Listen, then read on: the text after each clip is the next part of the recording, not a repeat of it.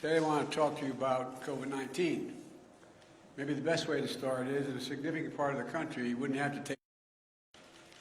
Today I want to talk to you about COVID-19.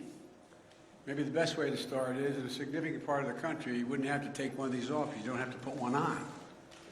Like in my home state of Delaware, where I live in Newcastle County, where I was yesterday in Pennsylvania, because people got vaccinated. They got vaccinated.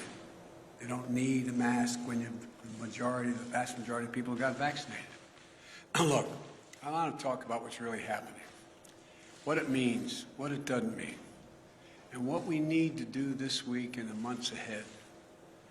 For the moment I was elected, I said I'd always give it to you straight from the shoulder. And we need some straight talk right now. Because there's a lot of fear and misinformation in the country. And we need to cut through it with facts, with science, with the truth. So, what's really happening today? After months and months of cases going down, we're seeing a spike in COVID cases. They're going up. Why? Because of this new form, this new variant called the Delta variant. This is a much different variant than the one we dealt with previously. It's highly transmissible, and it's causing a new wave of cases in those who are not vaccinated. Our experts tell me that cases will go up further before they start to come back down. But while cases are on the rise, we're not likely to see, according to experts, a comparable rise in hospitalizations or deaths in most areas of the country. So you have to ask yourself, why is that? Because 164 million Americans are fully vaccinated, including 80% of the most vulnerable, are seniors. So there's a challenge, as you knew there could be. But there's also good news. We've spent the last 6 months preparing for this possibility.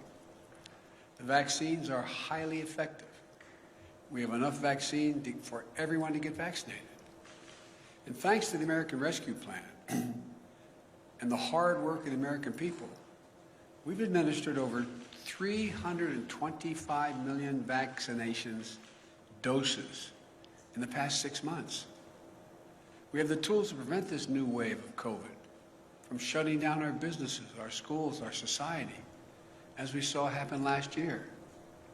I've said from the beginning that we will be guided by the science. So here's what the science tells us.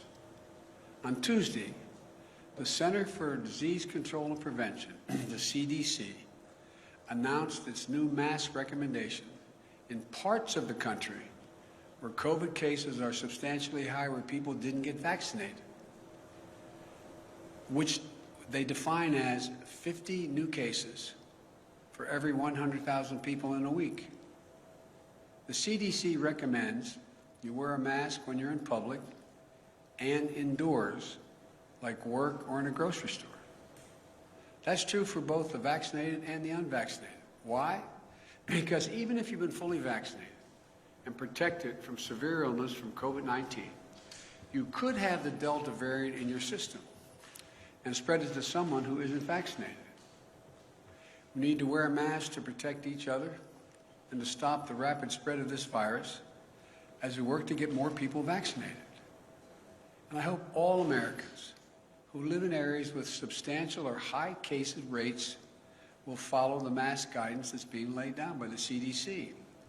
I certainly will, and I have, because this is one of those areas in Washington.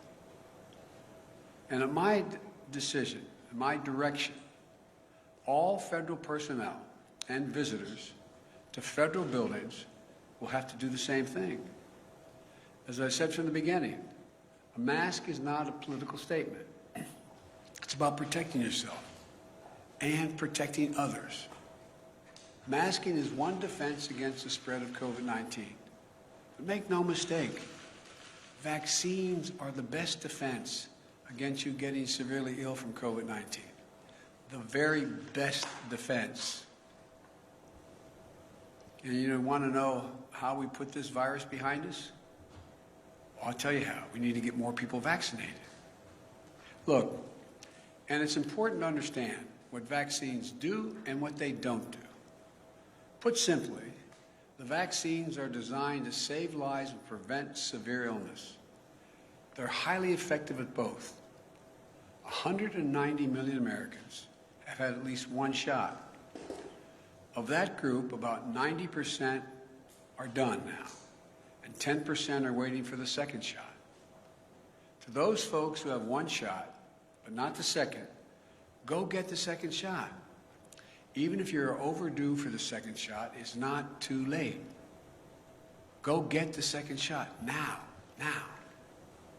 The bottom line is, if you're fully vaccinated, you're highly protected from COVID-19.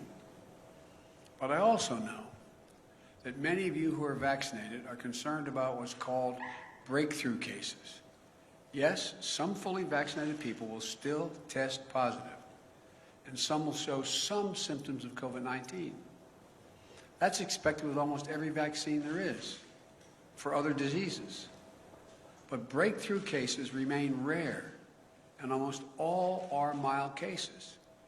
In fact, virtually all hospitalizations and deaths are among the unvaccinated.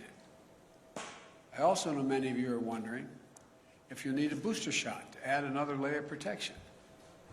As of now, my medical advisors say the answer is no. No American needs a booster now. But if the science tells us there's a need for boosters, then that's something we'll do. And we have purchased the supply, all the supply we need to be ready if that was called for. Folks, the truth is, as more people get vaccinated, we are better protected as a nation to continue reopening safely and responsibly.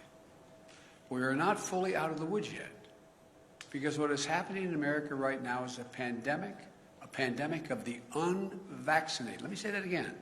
It's a pandemic of the unvaccinated. There are about 90 million Americans who are eligible to get the shot, but haven't gotten it yet. As I just mentioned, nearly all of the cases, hospitalizations, and deaths due to COVID-19 today are from unvaccinated people. Last month, a study showed that over 99% of COVID-19 deaths have been among the unvaccinated. 99%. This is American tragedy. People are dying and will die who don't have to die.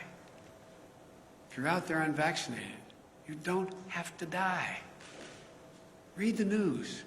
You'll see stories about unvaccinated patients in hospitals. As they're lying in bed dying from COVID-19, they're asking, "Doc, can I get the vaccine?" And the doctors have to say, "Sorry, it's too late." Right now, too many people are dying, or watching someone they love dying and saying, "If I just got vaccinated, if I just." It's heartbreaking. And it's complicated even more because it's preventable. America's divided between the majority of eligible people who are vaccinated and those who are not. And I understand that many of you in the majority are frustrated with the consequences of the failure of the minority to get vaccinated. But I want you to know I'm going to continue to do everything I can to encourage the unvaccinated to get vaccinated. That includes addressing hesitancy and misinformation head-on. For example, I know some of you who are unvaccinated think the development of a vaccine was rushed, therefore I'm not going to take a chance. As a result, I think it's not safe because it was rushed. I understand. But let me explain. Our top scientists, the National Institute of Health, the NIH, and across the country, got to work applying decades of research. Decades of research. I'm going to repeat that. Decades that had already been done, the research, to develop the COVID-19 vaccine when it hit. In the last 6 months, more than 325 million doses of the vaccine have been administered in the United States, and billions of doses administered around the world. The vaccine was developed and authorized under a Republican administration, and it's been distributed and administered under a Democratic administration. Vaccines are safe, highly effective. There's nothing political about them. Look at all the people who took a shot at it. Later we learned a lot of them had already been vaccinated. From the start, I have to compliment Republican Senate Minority Leader Mitch McConnell. He hadn't made it political. He's encouraged people to get vaccinated and continuing to do so, and his state's in pretty good shape. Alabama Republican Governor Kay Ivey recently spoke out to encourage vaccination, and even the commentators on facts who have been belittling this for a long time, some haven't, but many have, are arguing get vaccinated. Look, this is not about red states and blue states. It's literally about life and death. It's about life and death. That's what it's about. You know, and I know people talk about freedom, but I learned growing up in school and my parents, with freedom comes responsibility. Your decision to be unvaccinated impacts someone else. Unvaccinated people spread the virus. They get sick and fill up our hospitals. And that means if someone else has a heart attack or breaks a hip, there may not be a hospital bed for them. If you're unvaccinated, you put your doctor and nurses at risk. The same frontline essential workers who put their lives on the line over the past year and have gone through hell. Again, with freedom comes responsibility. So please, exercise responsible judgment. Get vaccinated for yourself, for the people you love, for your country. I'm being literal when I say this. As I travel the world almost every day, a foreign leader calls me, asking, can I provide his or her country more vaccines? There are people who are desperate for vaccines. I'm doing everything to answer those calls. We're sending millions of vaccines to people around the world. But folks, it's an American blessing that we have vaccines for each and every American. We've made it our first and top priority to have available vaccines for every eligible American, and that's never going to change as long as I'm here. And it's a shame. It's just such a shame to squander that blessing. That's why after 6 months of extraordinary work and effort, today I'm laying out additional steps we should be taking to deliver these life-saving vaccines to more Americans. First, we're going to provide more incentives to encourage unvaccinated Americans to get vaccinated. That starts with paid leave to get the shot. We're still hearing that people are unable to get time off from their employer to get vaccinated. Well, this is unacceptable. For some time now, I've said you should be able to get the shot and still get paid. Thanks to the American Rescue Plan, the federal government is fully reimbursing any small or medium-sized business that provides workers with paid time off to get vaccinated. Employers, this costs you nothing. If you haven't given employees paid time off, do it now, please. Today, I'm announcing that we're taking this a step further. The federal government will now reimburse those employers to give their staffs time off, not only to get themselves vaccinated, but also to get their family members vaccinated.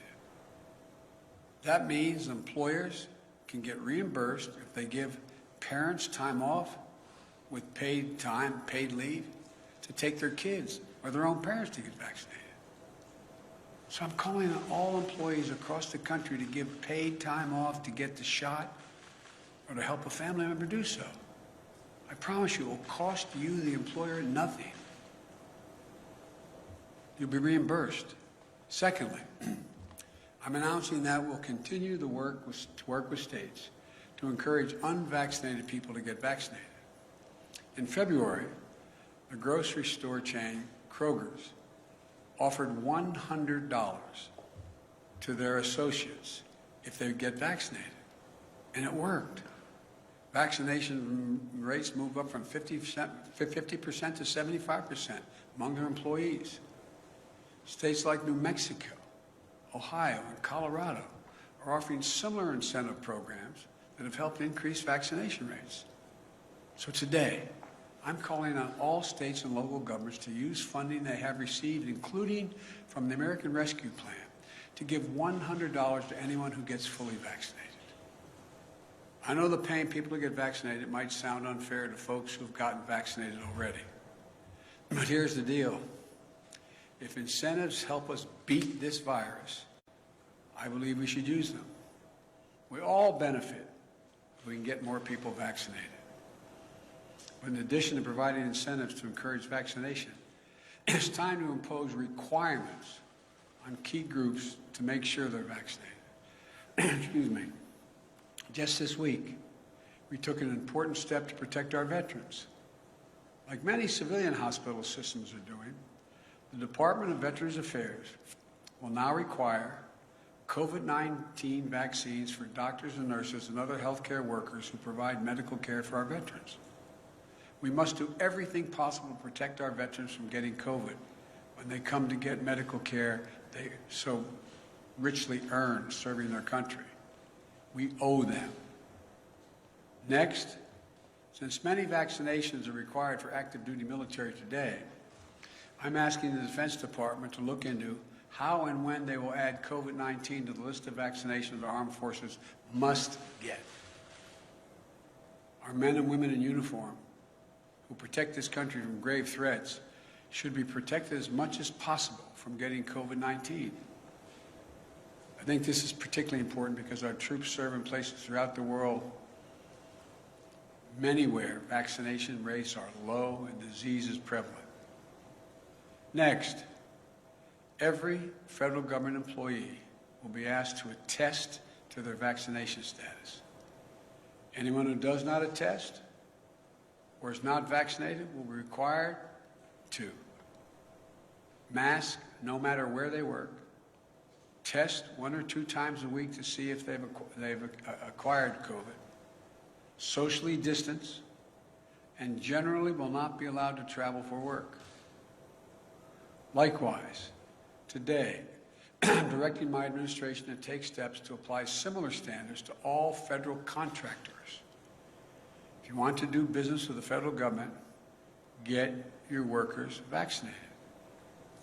Look at the Chamber of Commerce, representing tens of thousands of American businesses, the National Association of Manufacturers, the Business Roundtable, which comprises of the largest and biggest corporations in America. They're all applauding the actions the federal government is taking and urge them to follow suit. I also commend the National Football League. It has announced that if there are outbreaks among unvaccinated players and personnel, then the team risks forfeiting games. I urge other sport leagues at every level to take every step they can. Every day, more businesses are implementing their own vaccine mandates. And the Justice Department has made it clear that it is legal to require COVID-19 vaccines. We all want our lives to get back to normal. And fully vaccinated workplaces will make that happen more quickly and more successfully. We all know that in our gut. With incentives and mandates, we can make a huge difference and save a lot of lives. I also want to speak to families with children in school. We can and we must open schools this fall, full time. It's better for our children's mental and emotional well-being, and we can't afford another year out of the classroom. Every school should be open, and we're giving them the tools to be able to do so safely. Even in those areas where they have a higher vaccination, they have a higher rate of COVID.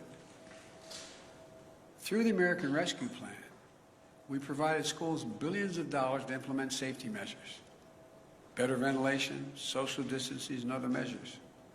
In March, when vaccinations were scarce, I prioritized teachers and school workers by utilizing our federal pharmacy program. Almost 90% of educators and school staff are now vaccinated. Additionally, the CDC has provided clear guidance on how all schools can safely protect the kids and bring them back to the classroom. every student wear a mask. It's that simple.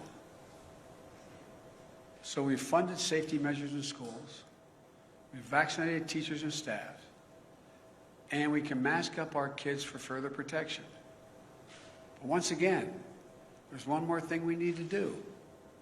Get more adolescents, ages 12 and up, vaccinated now that they've been cleared. In the past week, the good news is we've seen the average number of 12 to 17-year-olds getting vaccinated increase 22% per day. Today, I'm asking school districts to host one last pop-up vaccination clinic over the coming weeks for kids ages 12 and up. We're directing the federal pharmacy program to help make that happen. Parents, get your children vaccinated. You do it for so many other things right now. For kids under 12, if and when the vaccines are deemed safe for them, we'll be prepared to get the vaccines administered as quickly and as safely as possible. Look, and as we work to vaccinate more Americans, we're prepared for outbreaks in areas where there are unvaccinated people. My administration has made it clear to every governor that more federal resources are available to them.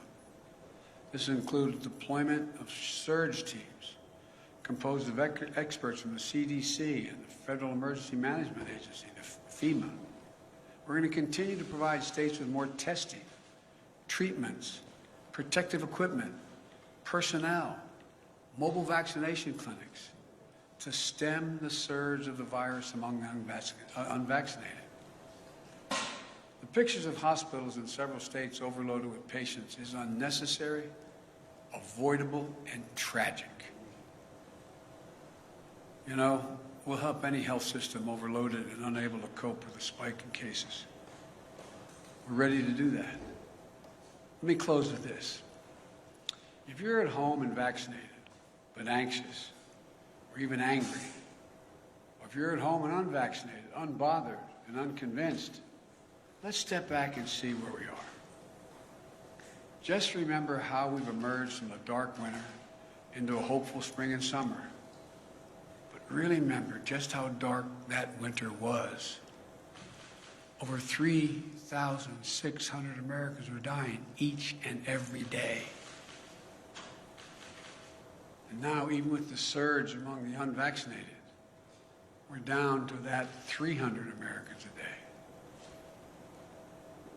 Significant. Millions of people were out of work, out of homes, out of hope and going hungry. Remember those long lines? People in their automobiles waiting for a box of food to be put in their trunk? Experts and pundits said we couldn't get the vaccines. And even if we could get the vaccines, we couldn't get them in people's arms. We couldn't get them vaccinated. They predicted our economy would collapse. Remember how we stayed focused and how we went to work? In 6 months, we got 164 million Americans fully vaccinated. Because we vaccinated so many people, put in place so many safety measures, and got economic help to businesses and people most in need, our economy is recovering. More than 3 million Americans are back to work since I was sworn in. A faster job growth than any previous administration, any. We're experiencing the fastest economic growth in nearly 4 decades, the best in the world as of now. In fact, today's GDP numbers show that in the first half of the year, our economy grew faster than any point in nearly 40 years. Our economy grew more in 6 months than most Wall Street forecasters expected for the entire year before we implemented our plan. And just yesterday, we announced a bipartisan infrastructure deal that's going to continue this momentum over the long term by making the most significant investment to rebuild America in nearly a century. But we still have to face many challenges. We still have a lot of work to do as we readjust to a post-pandemic economy. But we have the right plan. We're coming back. We just have to stay ahead of this virus. I know this is hard to hear. I know it's frustrating. I know it's exhausting to think we're still in this fight. And I know, we hope this would be a simple, straightforward line without problems or new challenges. But that isn't real life. We're coming out of the worst public health crisis in 100 years, the worst economic crisis since the Great Depression. As I told you before, I carry a card in my pocket. I hope I have it with me. I carry a card in my pocket with the number of Americans dead from COVID-19. As of today, this morning, the total deaths in the United States were 609,441. Granted, the death rate per day is way down. It's down to 400 about. But that's more deaths than World War I, World War II, Vietnam, 9/11, Iraq, and Afghanistan wars combined. This is as tough as it gets. But we're Americans. When we get knocked down, we get back up. That's who we are. That's what we do. That's why there's no nation on earth like us. And we're prepared like never before. We have the tools to save lives, to keep our economy growing and growing and going. After the past 6 months, following the science, we know we can dramatically lower the cases in this country. We can do this. We brought our economy back to life and we kept it going. We know we can send our kids back to school. We know we can beat this virus. We can do this. We all just have to do our part. My fellow Americans, this nation has never failed. We have come together as the United States of America. So I say to all those who are unvaccinated, please, please get vaccinated. And to the rest of America, this is no time to be despondent or let our guard down. We just need to finish the job with science, with facts, with the truth. And together as Americans, we're going to be able to beat this. May God bless you all, and may God protect our troops. Thank you. Mr. President, Mr. President, why do vaccinated people still need to mask up? Mr. President. How long do you think it might be necessary to wear a mask, and at what point do you think people might have to have a booster shot? Thank you. I said in my talk, the booster shot is not needed now. It is possible that it will be needed later. I don't know. The science hasn't dictated that yet. And the first part of your question? How long do you think people might have to wear a mask again? Well, if you notice, a lot of places people don't have to wear masks. Let's get that straight. The places where people have gotten vaccinated, where we have a high vaccination rate, people do not have to wear masks at all. Like some of you were with me yesterday when I was up in Lehigh Valley. Didn't have to wear a mask there. Don't have to mask if you come home to Delaware with me. I know you love doing that. But you don't have to wear a mask. The places people are probably going to have to wear masks in those communities where the high rate of unvaccinated stays high and they don't move. They don't move to getting vaccinated. But I think you're going to find the patience of businesses and the patience of a lot of other people running thin. Because the fact is, if you had high vaccination rates, we wouldn't be in this spot right now. Yes, sir. Mr. President. Mr. President, will this set up an American workplace for federal workers and private sector that really is the vaccinated versus the unvaccinated? And is that a pressure you're trying to harness now? Well, no, I'm not. Look, what I'm trying to do is keep people safe. I mean that sincerely. So, if in fact you're unvaccinated, you present a problem to yourself, to your family, and to those with whom you work. Because as pointed out, I was asked a question about why would people who have already been vaccinated get it? Well, you got anywhere from 2 to 3% on average, the last study done, that can still get COVID. They don't get very sick. They don't get hospitalized. It's not serious, but they can catch it. And the concern is they may be able to pass it on. And so that's all being studied right now. But it's the important thing is, if people are vaccinated, the transmission rate drops through the floor. And that's all we're trying to do. Yes. Mr. President, thank you. Why not push for vaccine mandates in states, private companies, schools? Do you want to see those entities pass vaccine mandates? Well, I'd like to see them continue to move in that direction, and that's why I pointed out. I had asked the Justice Department to determine whether they're able to do that legally, and they can. Local communities can do that. Local businesses can do that. It's still a question whether the federal government can mandate the whole country. I don't know that yet. Mr. President, you said earlier this week that we are not headed back towards lockdowns, but if the science is evolving, how can you be so confident in that? We heard you say weeks ago that the virus was on the run, but Dr. Fauci has also indicated that we are headed in the wrong direction. Well, you know, you're literally correct on everything you said, but it doesn't come to the conclusion you're implying. It is clear that if everybody's vaccinated, the existing vaccines work to prevent death, serious illness, hospitalization. Okay?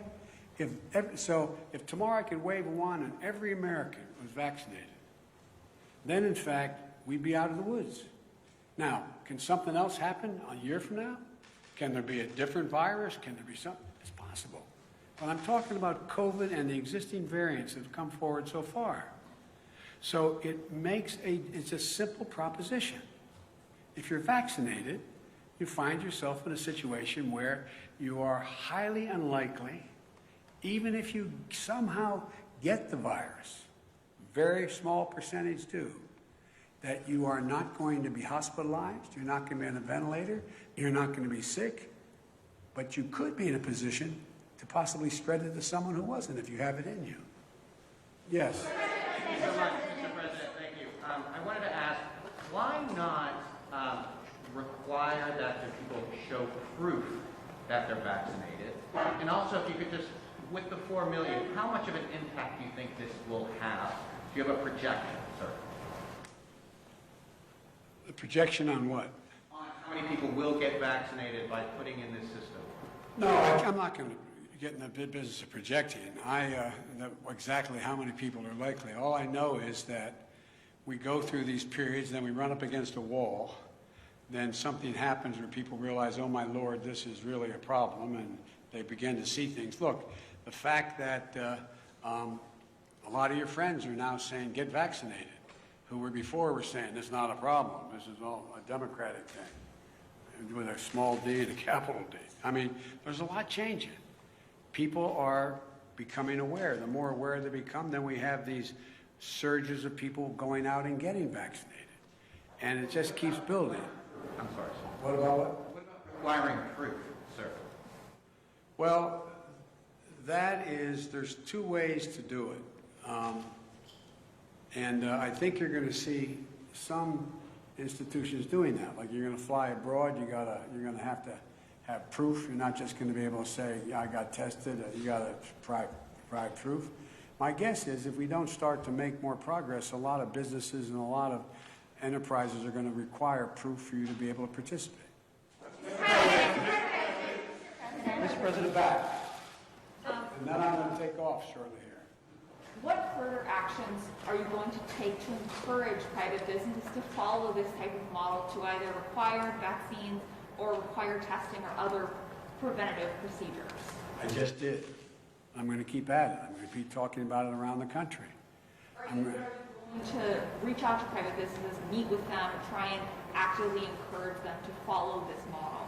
Well, I have. That's why we have folks from the Chamber of Commerce to the manufacturers, et cetera. So, am I going to call a meeting of every, business in the country to come to Washington or go on? I have made the case repeatedly. I doubt whether there's a single solitary business that doesn't understand that I think it's smart for them to require testing, and if you can't demonstrate, you can't prove you've been vaccinated, you have to be tested.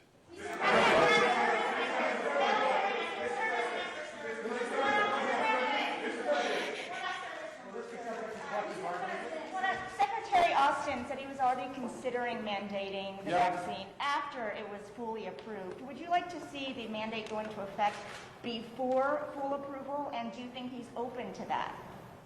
I know he's open to it, and the question is, when is the right time to get the most bang for the buck when you do it? A lot of this is timing, and so I think it's going to happen. But look, the one thing that you all are being politely and appropriately referencing is that it's still a temporary approval. So when does the final approval come? It usually takes a lot of work to get there. I made a commitment. I would not tell anyone in the Justice Department who they should prosecute, and I would not tell the health industry, the government health entities, what they should say and do. But my expectation is they're going to reach that conclusion in the early fall. Thank you very much. Mr. President, you said if you are fully vaccinated, you no longer need to wear a mask. And it seems... No, I didn't say. I said if you're fully vaccinated in an area where we do not have, well, let me clarify. In May, you made it sound like a vaccine was the ticket to losing the mask forever. And That is true at the time, because I thought there were people who were going to understand that getting vaccinated made a gigantic difference. And what happened was, a new variant came along, they didn't get vaccinated, it was spread more rapidly, and more people were getting sick. That's the difference. But vaccinated are those people, sir.